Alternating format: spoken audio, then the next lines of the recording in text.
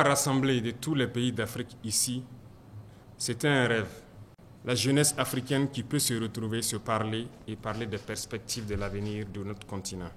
Je suis vraiment très content de vous voir et je peux vous dire que j'aime cette jeunesse-là qui a compris, qui se réveille.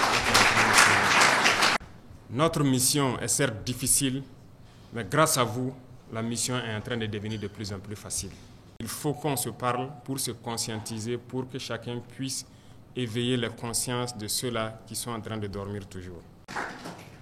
Nous avons un défi et je pense que ce défi commence dans l'éducation d'abord. Beaucoup d'entre vous sont des leaders, des entrepreneurs, des leaders d'opinion dans leur pays. Il faut que vous arriviez à faire passer le message surtout aux plus petits et que nos systèmes éducatifs changent pour prendre en compte nos données réelles et éduquer les enfants pour de meilleurs citoyens de demain.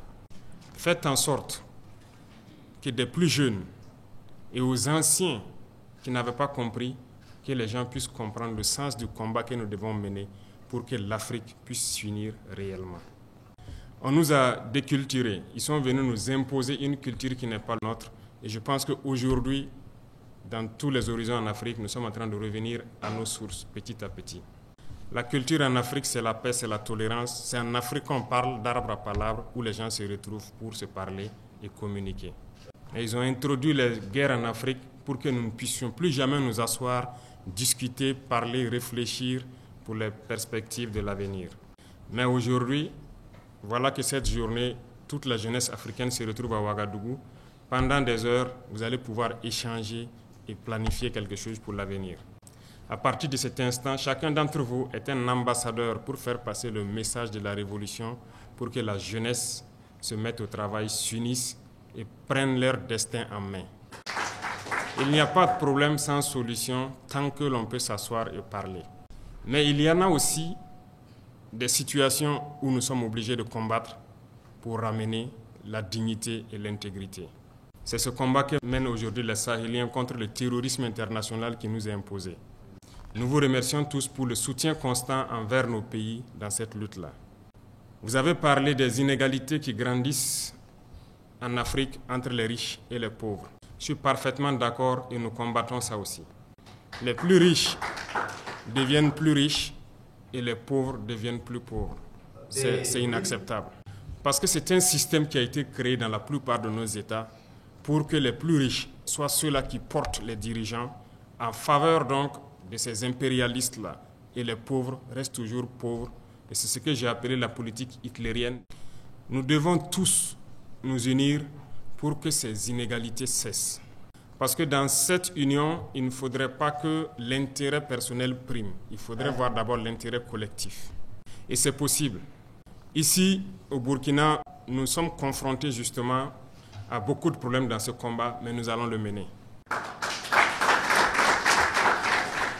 Les plus riches qui ont assez de milliards, d'abord, la plupart du temps, ont leur fortune dans les banques impérialistes, mais n'ont aucun souci pour aider les plus pauvres. Nous avons lancé le fonds de soutien patriotique où le plus pauvre des Burkinabés contribue. Nous aurions aimé voir nos milliardaires venir contribuer à hauteur de milliards pour sauver notre pays. Mais ce n'est pas ce qui se passe. Et lorsque nous ne nous lançons pas dans la même logique de les donner tous les marchés de l'État, ils nous combattent. L'année dernière, quand j'ai échangé avec vous, je disais que j'avais vu des banquiers pour pouvoir mettre un mécanisme en place avec l'État pour financer les jeunes. Mais jusqu'aujourd'hui, je n'ai rien vu. Nous avons été obligés à un moment donné de mettre en place très rapidement une banque du trésor et pour trouver les mécanismes pour soutenir les jeunes dans leurs entreprises. Ce n'est pas de la concurrence avec le privé, mais il faut qu'on arrive à combattre les inégalités. Tant que les inégalités ne sont pas combattues, l'injustice règne, la pauvreté règne et l'insécurité va régner. Pourquoi est-ce que vous devez communiquer? Parce que c'est eux qui détiennent le pouvoir de l'argent. Ils vont toujours chercher à manipuler des jeunes pour que nous disparaissons. Et aujourd'hui en Afrique, la jeunesse commence à se battre contre les corruptions et certaines déviations de bonne gouvernance dans leur pays et nous les soutenons. Il faut que vous nous ameniez, nous dirigeants, à faire l'impossible pour vous. Et nous serons obligés de trouver les solutions nécessaires, sinon nous allons vous dire que nous sommes limités à tel endroit et j'espère qu'on pourra se comprendre. Donc, nous avons une mission commune. Votre mission, c'est de nous amener à être meilleurs pour que le continent soit meilleur. Et notre mission, c'est de tout mettre en œuvre pour exploiter tout le potentiel de notre pays pour que la jeunesse s'épanouisse. Je vous invite donc à maintenir la réflexion sur ces sujets, à faire les bonnes propositions pour que nous puissions ensemble sauver notre continent, l'Afrique. Et je sais compter sur vous pour mener les mêmes débats, les mêmes réflexions. Et pour terminer, je vous dirai, il faut croire en vous. Ça commence par là. Croyez en vous, croyez en la jeunesse. La pauvreté, c'est ce qu'on nous a fait comprendre, mais la réalité est que nous sommes riches. Faisons en sorte que nos richesses appartiennent à tout le monde et que cette jeunesse-là puisse s'épanouir, que nous ayons la sécurité que nous souhaitons et le développement.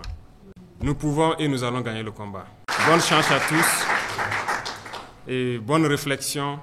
Et je vous souhaite donc bon retour à tout un chacun dans son pays et que le message que je vous ai donné en tant qu'ambassadeur puisse continuer à se perpétuer dans vos États respectifs. Merci beaucoup.